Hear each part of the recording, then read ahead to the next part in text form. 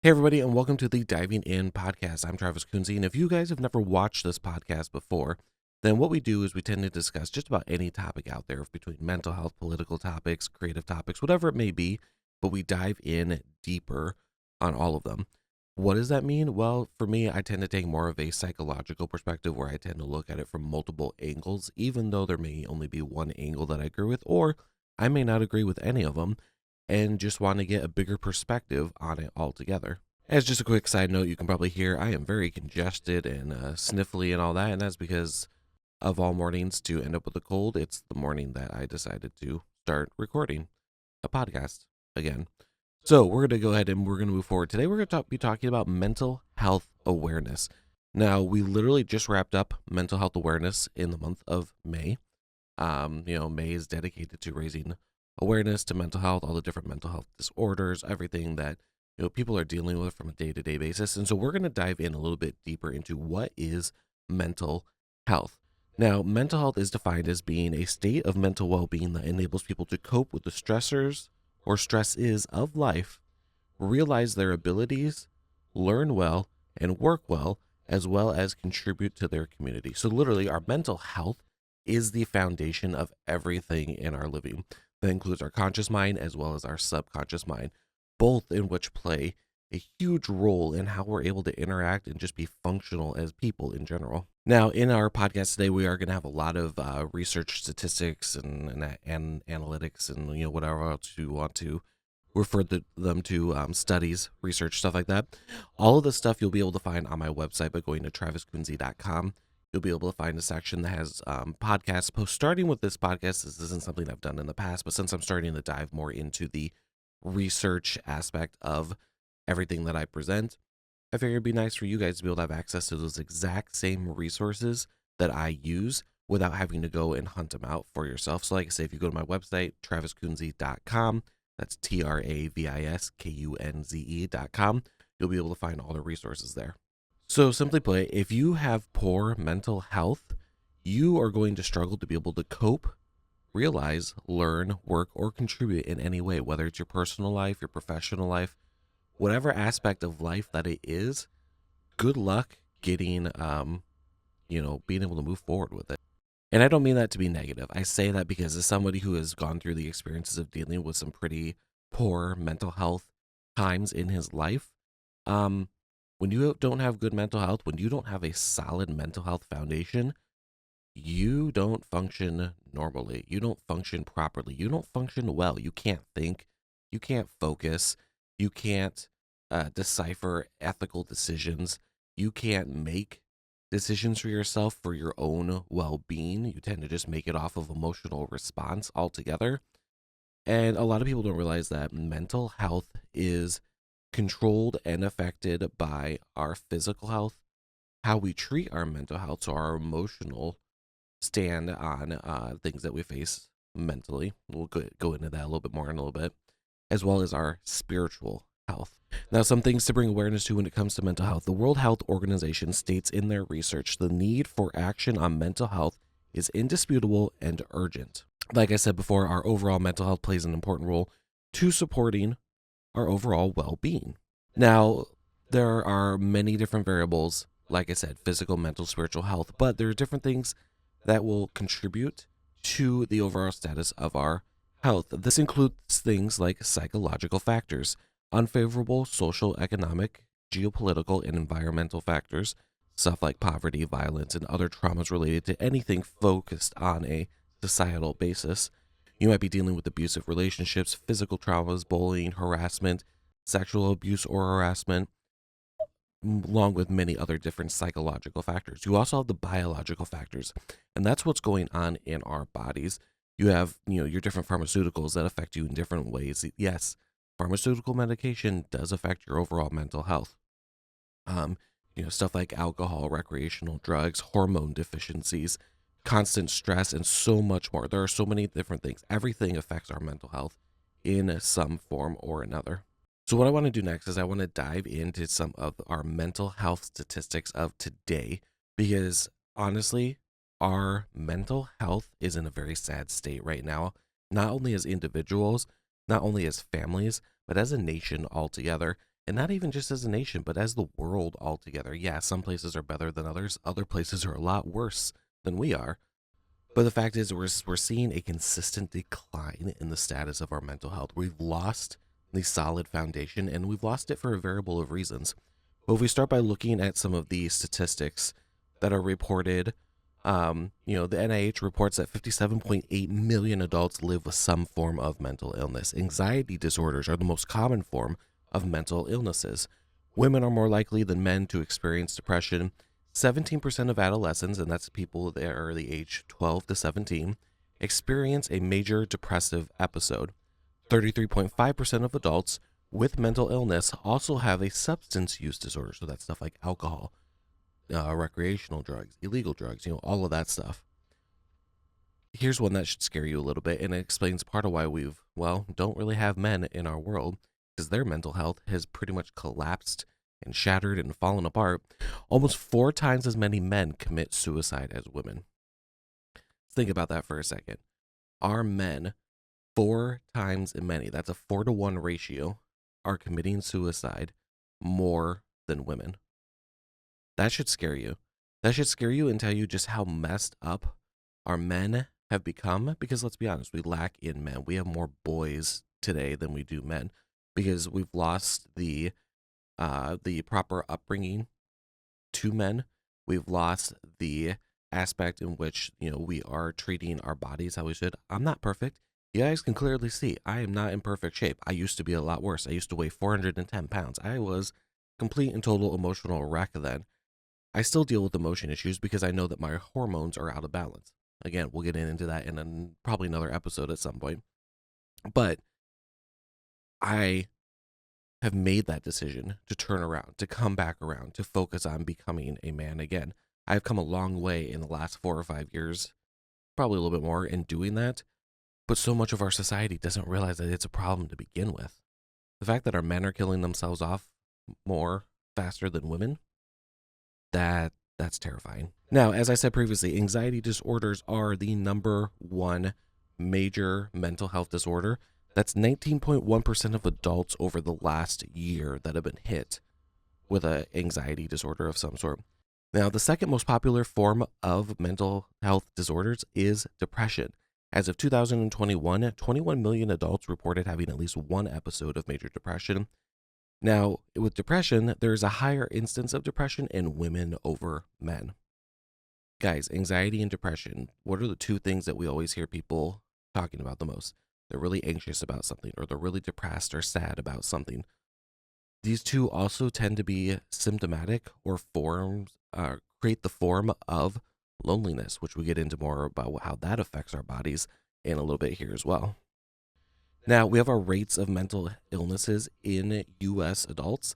Anxiety disorder, like I said previously, 19.1%. Major depression, 8.3%. PTSD, 3.6%. Bipolar disorder, 2.8%. Borderline personality disorder, 1.4%. Binge eating disorder, 1.2%. That is a really important one for you guys to take note of. That's part of why I ended up really freaking fat. It's fact. I did a lot of binge eating, usually out of response to stress. Another one is obsessive compulsive disorder at 1.2%, schizophrenia at 0.25 to 0.64%. These are your top mental illnesses in U.S. adults. And you look at it from a age statistic, 50% of individuals start to experience disorder symptoms by the age of 14. Guys, that's scary. Our kids are experiencing mental health disorders, things that are already being developed at a very young age. That's terrifying. And part of that is going to be because of brain development, which we do discuss a little bit later in the show. But guys, our kids are already dealing with this crap.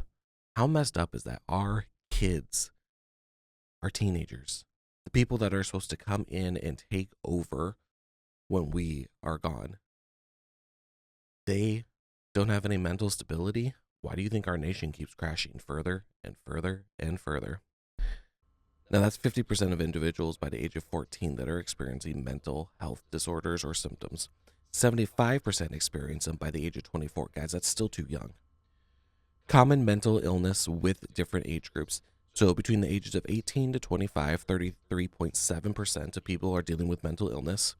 26 to 49, it's 28.1%. People who are 50 or older, 15%. In 2020, 17% of adolescents experienced a major depressive episode. 12% had serious thoughts of suicide, and mental health related ER visits for adolescents increased by 31% in 2020 compared to 2019. That is a huge spike, guys. That 31%, we're going from here to here. 100% is way up here, but we're going to here. That it jumped in a quarter between 0 to 100. That's just insane. So let's address the issue. Why do adolescents deal with more mental health illnesses? There's a couple reasons to explain it, but I think the reason why they are as easily exposed to it, or rather they are already hit with it hard, is simply because of the fact of brain development. We already know our brain develops, when we're younger, and as we get older, it'll stop developing. The common misconception, though, is the idea is that when the brain stops physically growing, that it stops developing. And that's not true. Most people don't know that the brain doesn't stop developing until much later in life, according to research at the NIH. Although the brain stops growing in size by early adolescence, the teen years are all about fine-tuning how the brain works. The brain finishes developing and maturing in the mid to late 20s. And the part of the brain behind the forehead, called the prefrontal cortex, is one of the last parts to mature. So we'll get back to that. But guys, you go back to the statistics I shared as far as the age with mental disorders. 18 to 25 was the highest ranking age group dealing with some sort of mental illness. When your brain's not fully developed and you're not necessarily processing things completely, or it hasn't been developed in a safe way in which you are able to process things, you kind of wonder. Actually, I don't wonder at all. I don't wonder at all why it is at such a high rating for that age group. So, what is the prefrontal cortex? The prefrontal cortex is the part of the brain that intelligently regulates our thoughts, actions, and emotions through extensive connections with other brain regions. Basically, it's the CPU, it's the central processing unit. It's what pulls all that information around. Where our cognitive skills happens, this is where we process information as it comes in and choose and shape how we are focused, process moral dilemmas, make decisions, as well as so many other basic cognitive functions. When you are young and you don't have a fully developed brain, you're easily influenced. You're easily pointed in a certain direction. Why do you think it's so easy that in areas where we have high crime ratings, most kids are already ending up in those crime actions before they're even adults? They're easily influenced and pushed. They don't have that full brain development to necessarily understand the ethical dilemma in the actions that they're taking. So this is part of why, if a child's not raised appropriately, or if they're raised in a poor environment, or if they're consuming things that may not be good for their bodies, that's going to influence their brain development, they can end up like a lot of our late teens and people in their early 20s that are partying all the time, that have no work ethic, they have no ethic at all. They're completely okay with the idea of going and having sex with some random women. Hell, it's becoming more and more popular that it's that age range that ends up doing a lot of your sex crimes, rape, all of that fun stuff. Not fun at all. And so to dive deeper into even how much things have changed for our young adults, for our people that are supposed to be raised up to take lead in our nation, young adults that reach key life milestones are reaching them later in their life than it would have been in the past. According to the PEW research analysis of Census Bureau data, adults who are 21 are less likely than their predecessors from 4 decades ago to have reached 5 frequently cited milestones of adulthood. Now, this includes, but is not limited to, having a full-time job, being financially independent, living on their own, getting married, and having a child. In 2021, the most recent year with available data, 39% of 21-year-olds were working full-time, compared with the 64% in 1980. And so to give you an idea of kind of what these statistics look like for each individual section, between 2021 and 1980, full-time work, 39% in 2021, 64% in 1980. Financial independence, 25% in 2021, 42% in 1980. Homes independent of parents, 51% in 2021, 62 in 1980. Marriage is at 6% in 2021, 32% in 1980. And children in the house, 6% in 2021, 18% in 1980. By the age 25, the financial differences between young adults today and those in 1980 are narrower but still statistically significant. About 2/3 of your 25-year-olds, which is about 66%, were working full-time in 2021, compared with 74% in 1980. 60% were financially independent in 2021, compared to the 63% in 1980. Guys, think about it. 25 is about where that cutoff point is for brain development. So if you hit that point and you're still not able to meet those milestones to live a developed life, something wrong happened in that process. What it was is going to be different for everyone. Not everyone's going to be like, oh, it's because I ate this, or oh, because I was raised by these types of parents, or oh, I was exposed to this, or I faced these traumas. No, it's not going to be the same thing for everyone. And that's part of the issue that we face with mental health, is that we just, like everything else in the medicinal world, we just slap a Band-Aid on it, give you some medication, say, hey, yeah, take this. It'll numb the pain. It'll make it easier for you. Just move on. Just move on. You'll be fine. And not a big issue. Yeah, it's a little bullshit. Like I said, I'm pulling a lot of this stuff from research, like I said, from the NIH, World Health Organization, a lot of different universities, stuff like that. You'll be able to find all those resources again on my website, traviskunze.com. Find the post related to this particular podcast episode. All of my notes that I am put together for today, you guys will be able to find there. So we could continue going over more statistics, but instead we're going to take a shift and acknowledge some of the things that are happening to us that may be the cause and or effect of mental illnesses. Now, children's ages 6 through 17 are more likely to repeat a grade if they have mental, emotional, developmental, or behavioral problems. So, a lot of times you hear stories about, the kid who has ADHD or, was doesn't actually have ADHD. They were just diagnosed with it because the teacher didn't know how to deal with them because they were bored. What they were learning wasn't for them. They weren't learning and still aren't learning basic day-to-day skills. Our school system's pretty messed up. That could be a whole nother podcast episode on its own. But guys, more often than not, if they have to repeat a grade, like, kids are smart. Kids are so freaking smart. Do some of them have issues with learning and everything? Yes. Most kids that I have worked with in the past, I worked in youth ministry for several years. Most kids that I've worked with in the past, it wasn't so much that they didn't understand what was being taught, it's they were bored. They were bored out of their mind. The presentation wasn't working for them. It's like everything else. We expect one system to fit all. We expect one method of education to just be accepted and be effective for all kids. It doesn't work that way. I think we actually have a huge issue where more kids are diagnosed with ADHD that don't actually have ADHD. They're just treated that way because the teachers don't know how to handle them, because they are programmed, just like the rest of the world, into, no, we can only do this one way. 21.6% of adults working full-time have experienced symptoms of mental illness within a 1-year period, compared to 32.2% of those who were unemployed. 33.5% of adults with mental illness are reporting substance use disorders as of 2021. And those with severe mental illness have a lifespan that is 10 to 25 years shorter than the general population.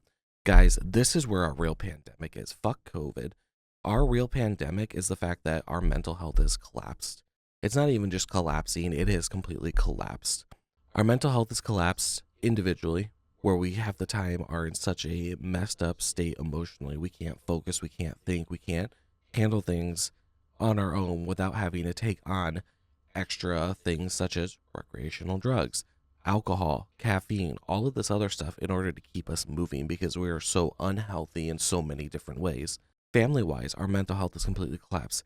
Divorce rates have skyrocketed for as long as I've been alive. I don't think I've ever seen them go down. They've always just gone up higher and higher and higher. And now half the time people aren't even getting married. Nationwide, our mental health has collapsed for a long time across our nation. Like the United States is a mental mess. Part of the problem we face is that we put so much focus on other people's problems. We put so much focus on supposedly sending our money to help other countries with their issues, but yet we can't even take care of ourselves.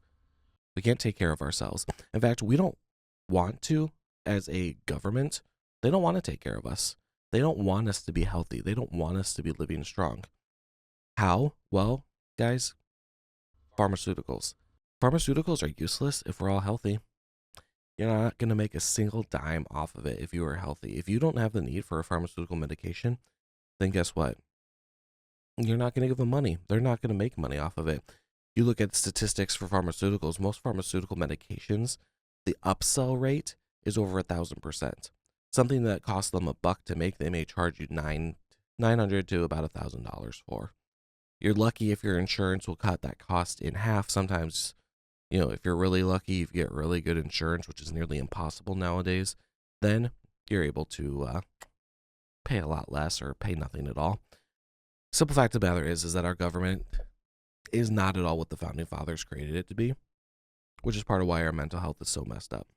Contributing to our mental health illnesses, there are over 580,000 unhoused people in the United States, and 21% of them have severe mental illness. I wonder why. They're out living on the streets. They're doing everything they can just to get by. That is going to play a massive, massive toll on your body. So your physical health is affected, your mental health is affected. Like, you are just going to be collapsing altogether. In 2021, over 6.6 million hospital ER visits were from some form of mental health or substance abuse. And untreated serious mental illness results in over $193 billion in lost earnings each year. Guys, and guess what? Like I said, our government's just made it worse. COVID made it worse because of the isolation factor, because of the manipulation factor. With the separation of people socially, there is a spike in mental illness, including 12% of adolescents and 4.9% of adults having serious thoughts of suicide. 69.1% of youth aged 12 to 17 said they experienced a major depressive episode. 45.2% of adults with mental illness perceived that COVID harmed their mental health. 14.5% of adolescents said they started to drink anywhere from a little to a lot more alcohol during COVID. And 10.7% of adults said that they were not able to get mental health services they needed, which had a moderate to severe impact on their health.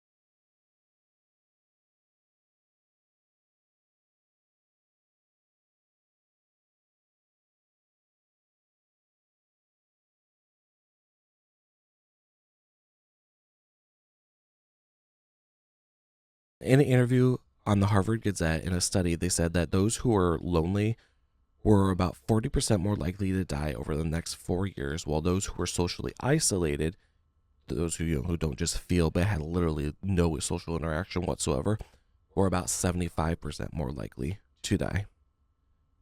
Guys, our bodies weren't meant to be alone long term. Short term, yeah, it's good. It's healthy for us. Sometimes we need that separation from the rest of the world. But long term, we were not meant to be alone.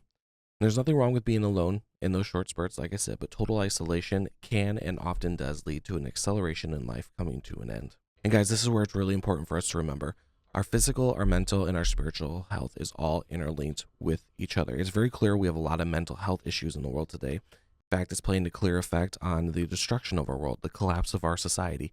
People as individuals, families, workplace environments, all of it is falling apart. And a big factor of that is because of our overall mental health status.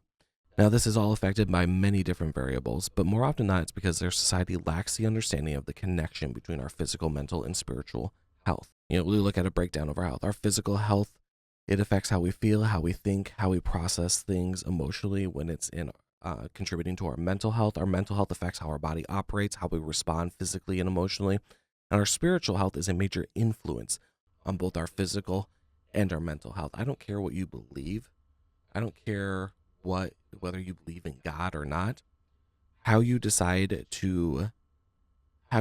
to believe, how you develop your relationship with God or with your spiritual life in general. I think really there's only one person in the spiritual worth developing a relationship with. Again, another podcast altogether.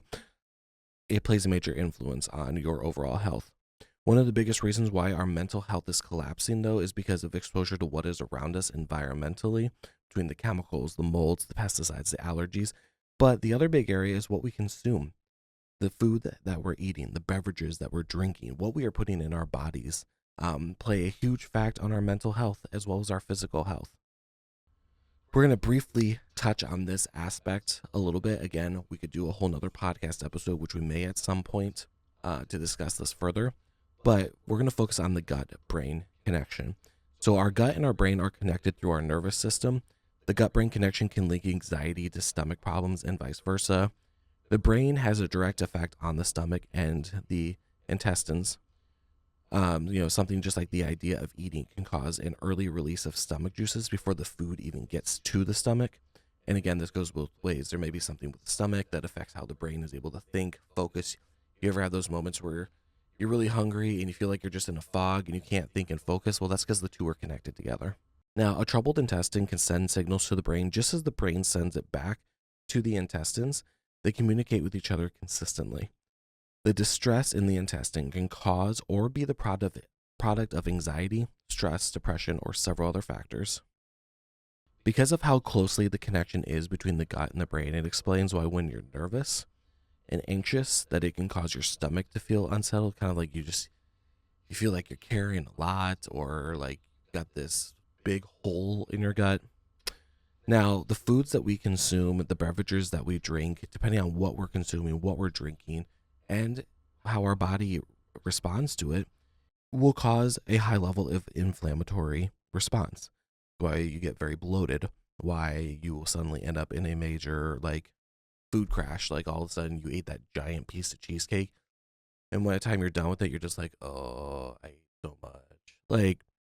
All of that is because of the response from the physical that affects the brain, that affects our mental and emotional response. Other things like that is stress. Stresses that you're dealing with have a huge toll on your mental and physical health. When you're stressed, you're tense up, you're all tight, you're not able to relax. Same thing with your mental health. When you're stressed out, things are going even faster. It's trying to process even more. It's trying to get through. It's trying to find the best way to defend and protect you.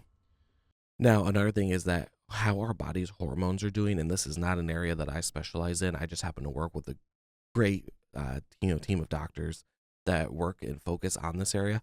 But how our hormones are plays a huge effect on our mental health as well. And I strongly recommend you guys check out The Wellness Way with Dr. Patrick Flynn.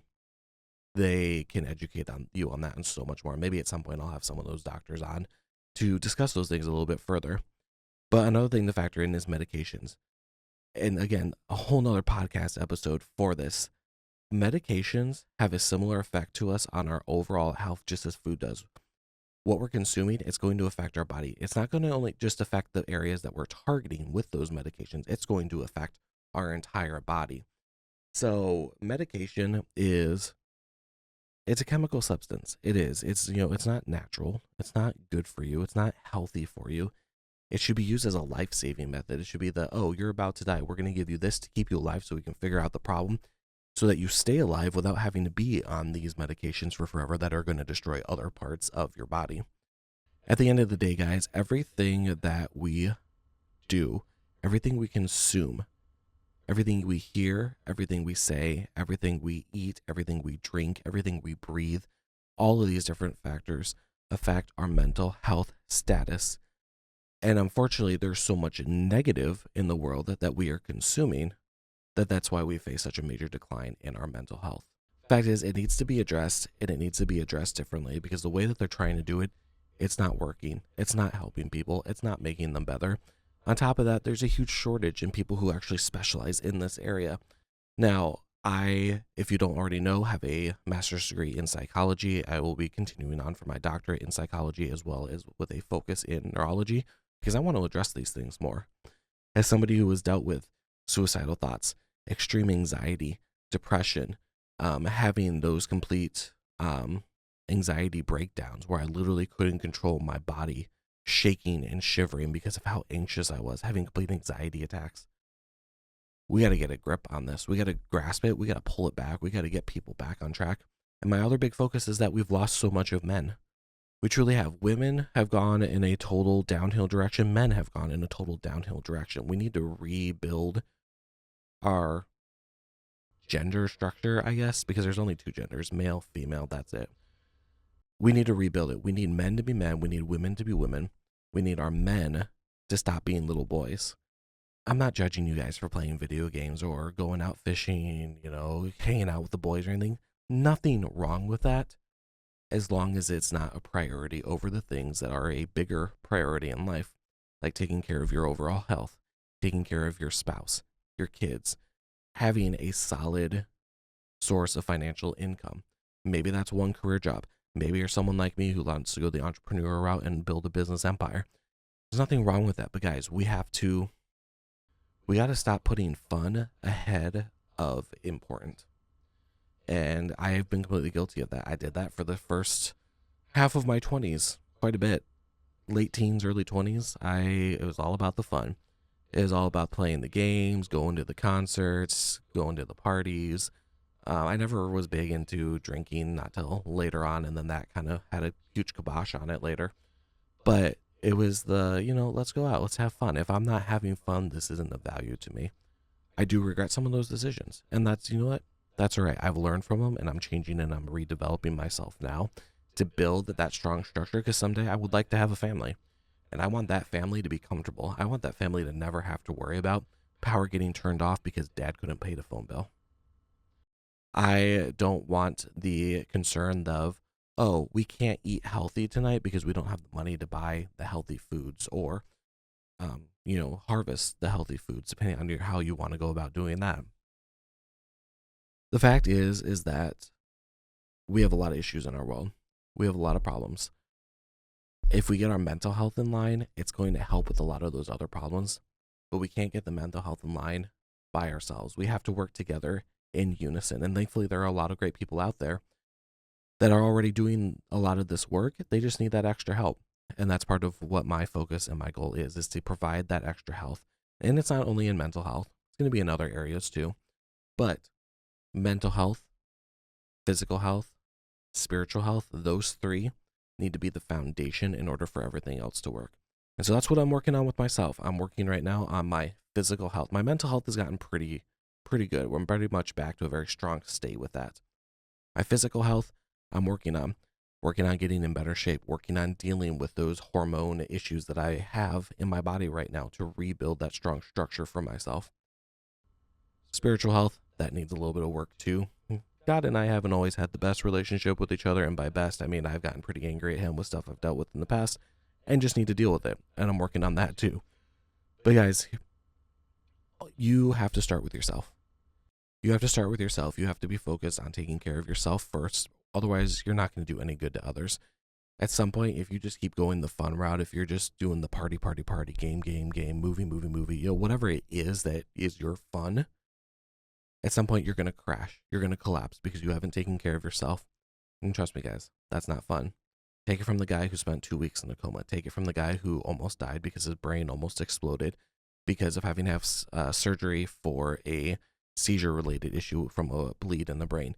Take it from the guy who still deals with some brain-related issues because of the damage in my brain from everything that I dealt with. It's not fun. The fun ends and your world collapses. It's not worth it. Take care of yourself. Take care of your physical health. Take care of your mental health. Take care of your spiritual health. Build that strong, solid foundation, especially do it while you're young. Start now. Doesn't matter how young you are, you can start working on all those things.